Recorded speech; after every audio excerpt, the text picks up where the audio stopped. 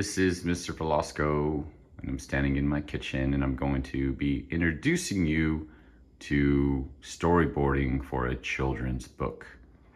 So I'm one of the ethnic studies teachers. I teach at Santa Barbara High School, and I'm in my kitchen. So you can see the book I'm going to use as a model, and then I'm going to actually show you how to actually do some storyboarding. Okay? You ready? Let's go. So this is the book that came from my son's collection when they were children. The 3 Questions by Leo Tolstoy, the original story. And it's written and illustrated by John J. Muth, who's a beautiful watercolor painter. And already there's a lot of questions, right, with the cover here. Very simple art, but very, very effective. And notice that there's not a lot of color, except for the kite, which is interesting as well. So of course, the 3 questions is a great title because now you're curious, what are the 3 questions? So I'm gonna go ahead and open the book. And you're gonna see the jacket here that has a little bit about a little synopsis of the story, right? And I'm pulling back. And you won't need to have all of these things like a publication page, but there is a dedication page which you might want to consider. Do you want to dedicate your story to someone? That would be great for Nikolai. It might be for a group of people as well. Let me switch hands here. And then we have our first page.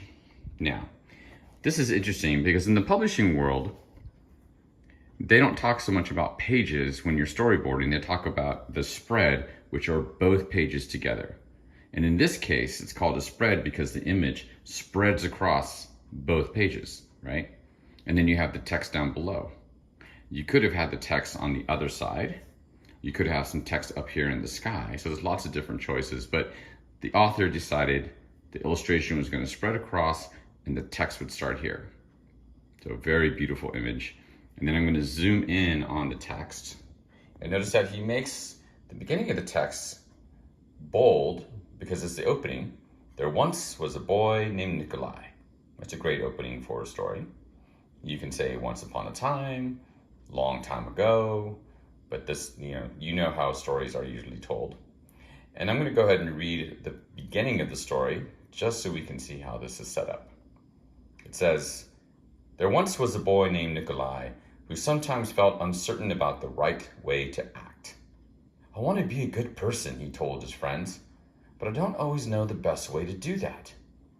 Nikolai's friends understood, and they wanted to help him. "If only I could find the answers to my 3 questions," Nikolai continued, "then I would always know what to do."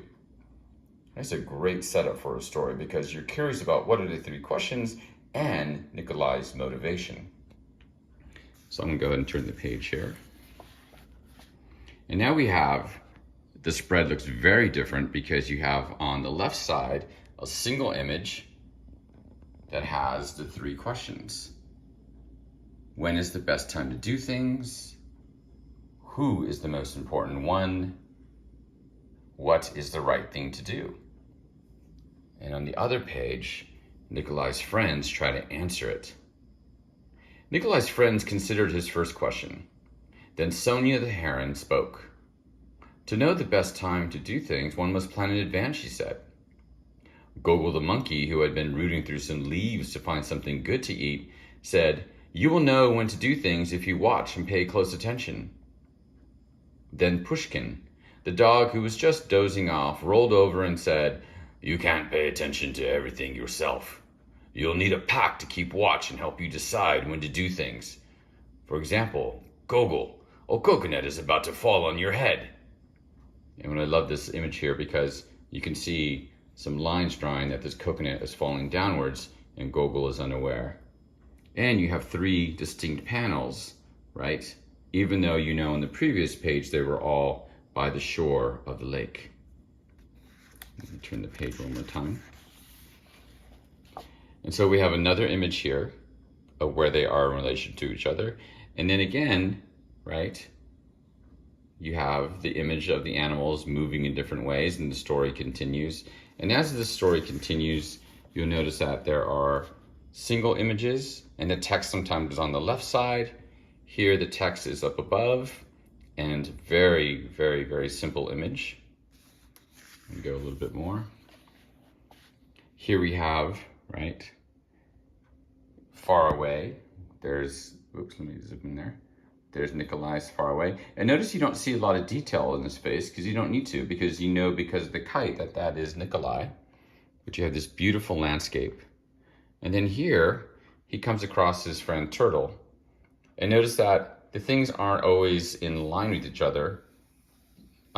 This is his friend, Leo, the turtle. And Leo is closer to us, and Nikolai is walking up to him, right? So you really want to pay attention to those things like perspective, right? And again, the text is on the bottom on this page, and on the opposite page, it's on the top. So you want to sort of mix things up as you go along. So I'm going to stop the camera here, and I'm going to show you how I would storyboard if I were you. Okay, and I'm back.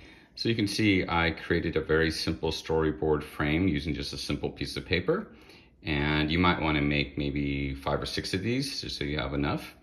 And notice that I have my spread here. So I have 2 spreads here that I can use. And what's great about this is in children's books, they usually do spreads in multiples of 8. So most children's books are usually 16 or 24 pages. 16, I think, is a great number for our particular assignment. But I'm going to give you just a little bit here of a very short outline of a story that I started to write. Okay, so here is my first pages. It's about a young girl who really wants to surf a big wave, and she's not quite old enough to do it. And so here we have the sun, we have the mountain, the ocean, we have our protagonist here with her surfboard. She's very excited. And up here I have my text. Now what I do normally is I have a little text box and I just put some squiggly lines because I'm just storyboarding, right? I already have my text somewhere else, but for now I'm just trying to get like, what are the images of the story? So this is my first page. On my second page, we have an adult, her father, telling her that she's too young to surf, and you can see she's not very happy about being told this. In the next panel, it's a long shot from the ocean's perspective, looking down at her, and she's staring at the ocean, which is right here, and her village is back here, and she's saying, I'm gonna do it. And then here we see the look of determination on her face, right? Some dialogue is down here. Now notice that this page doesn't have any text, and then here we have, not every single page has to have text. It's up to you, but I really wanted to sort of move the story, and notice that I'm trying to use different perspectives. And the story continues here where she decides to go for it. And so in this spread, the image is all the way through, right? Here's the land, here's the ocean, she's driving in. Notice her surfboard splits between the spread, right? And I put a little bit of text here and then some more text here inside the wave. As a matter of fact, you might even consider putting the text in the wave or curving it around, up to you. And then the sun is there, of course.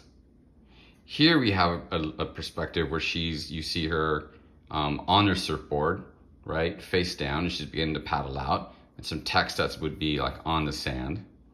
And then finally, I have a last image here where you don't even see her, you just see her perspective, which is the nose of her surfboard and all of this blue, right? And then there'd be some more text about what she's seeing and how her heart's pounding really fast, right? And so again, use these storyboards to kind of help make sure that you have all the text that you need and that you have enough images that really kind of tell the story. And this will save you a lot of time. You don't want to spend a lot of time doing really detailed art just to find out that it's really not going to help your story. So I hope that this helps you. Good luck with your book, and we are all looking forward to seeing the final product. Thanks.